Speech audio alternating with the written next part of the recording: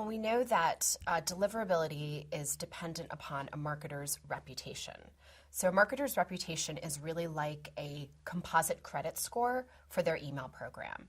And that's what the ISPs are using. So the AOLs, the Gmails, the Yahoos of the world, that's what they're using to determine whether or not a marketer's message is going to reach the inbox, the junk or spam folder, or be blocked from their subscribers altogether. So reputation is a very important number to pay attention to. And a marketer's reputation is determined based on a variety of weighted factors, but that includes complaints. So the number of complaints that message is receiving, the number of times a subscriber would click on the "this is spam" button in their email client or in the ISP and report that message. So complaints are a big factor. Also list quality. So the quality of the addresses that the marketer has on their file. Are those addresses valid? Are there any honeypot addresses on that file? And also whether or not they have a high percentage of hard bounces, which would basically be addresses that actually don't exist. So list quality is also very important.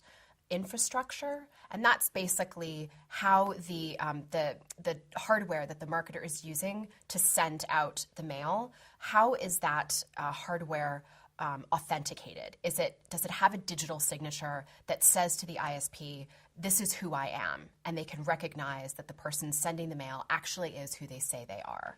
So because of the prevalence of spam and the fact that something like 95 to 97% of all emails sent is spam, ISPs have a very hard job, an increasingly hard job, in preventing their clients and their subscribers from receiving spam. And so they're trying to find new ways to check and make sure that the messages that can get through are actually legitimate. So infrastructure and authenticating the system that's sending your mail with that digital signature is very important. And lastly, sending permanence. So basically mailing off the same IP consistently with a consistent volume over a set period of time. So we see that a lot of spammers will jump on an IP address, blast a million messages, and then never use that IP address again. So really what the ISPs like to see is that a marketer is using a set grouping of IP addresses and that they mail at a regular volume, whether it's daily or weekly or monthly, over a consistent period of time so that they can build up their reputation. So all of those factors contribute to a marketer's reputation, and that is really the primary method that the ISPs are using to determine whether or not messages are spam and how they should be routed accordingly.